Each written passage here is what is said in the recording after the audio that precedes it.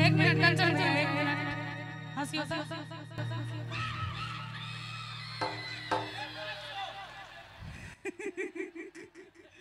वाह, तू जो हंस हंस के सनम मुझसे बात करती है, तू जो हंस हंस के सनम मुझसे बात करती है, बस यही बात समाने को बुरी लगती है। तू जो हंस हंस के सनम मुझसे बात करती है, बस यही बात समाने को बुरी लगती है। लेकिन एना जे हंसबे त जे हो आयल है सेहो भाग जाय। जो चोरी भेलै हे सीना चोरी भेलै, जो चोरी भेलै हे सीना चोरी भेलै, चाचा भाग गेलै चोरवा। अहाँ चश्मा ने खोलू ठीक छै। चाचा भाग गेलै चोरवा। चाचा जी बढ़िया लागैया। अहाँ के जे पाछू में छै हुनका से पूछै छी, नीक लागैया?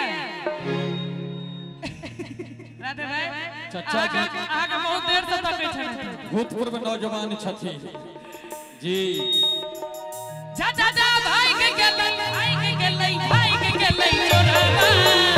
और कथी लगलो भगलै कानक बाली लगा भाग गेलै चोरवा, कानक बाली लगा भाग गेलै चोरवा। चोरी भेलै हे सीना चोरी भेलै, चोरी भेलै हे सीना चोरी भेलै, चाचा भाग गेलै चोरवा। कानक बाली लगा भाग गेलै चोरवा, कानक बाली लगा भाग गेलै।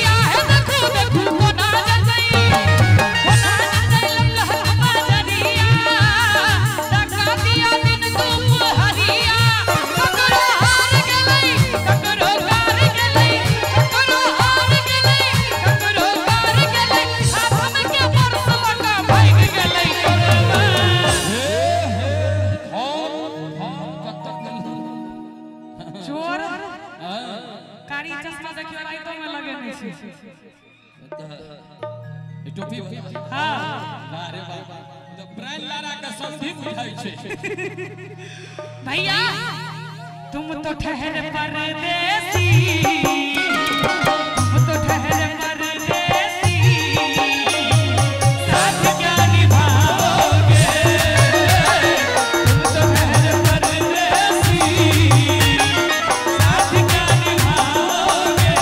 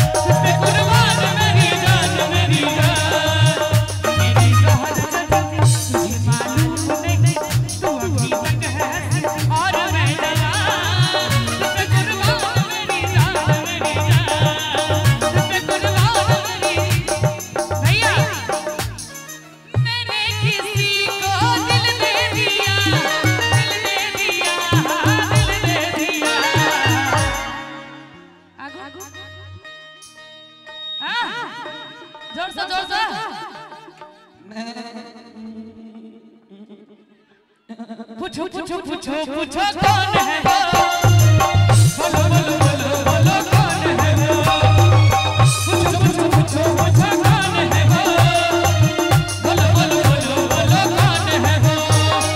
मैंने किसी को दिल दे दिया, दिल दे दिया, दिल दे दिया, पूछो पूछो पूछो पूछो कौन है वो, बोलो बोलो बोलो बोलो कौन है वो, पूछो पूछो पूछो कौन है वो, बोलो बोलो बोलो बोलो कौन है वो। हमारे मैथिली संसार यूट्यूब चैनल भाई नीतीश जी एकर मालिक छै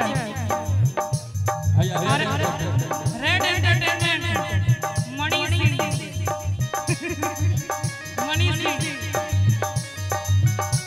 हमर सबके वीडियो लगातार चढ़बैत रहै छै और नीक रिस्पांस छै हिनकर दुनू गोटे के चैनल पर। एक बेर जोरदार ताली मैथिली संसार और रेड एंटरटेनमेंट के लिए बजा दियो सब गोटे।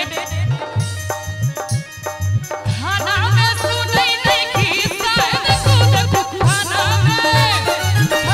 में सुनै नहीं की बांधल छै सबक अपन हिस्सा, अपने माल मारै करोगा उल्टे धरै, अपने माल मारै करोगा उल्टे धरै, माला जवाब लगा भाग गेलै करबा।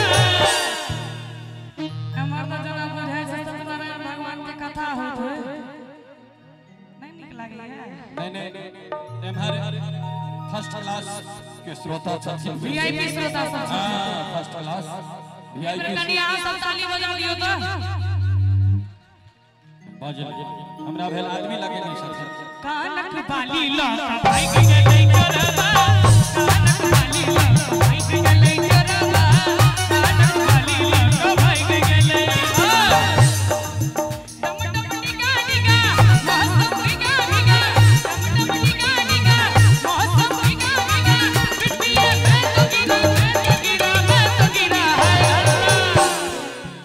बेला बेला भाई, बेला बेला भाई, सूरत आपकी सुभान अल्लाह है अल्लाह, सूरत आपकी सुभान अल्लाह। डम डम निगा निगा मौसम निगा निगा, डम डम निगा निगा मौसम निगा निगा, पिटिए मैं तो गिरा है अल्लाह। चाचा जी सूरत आपकी सुभान अल्लाह है अल्लाह।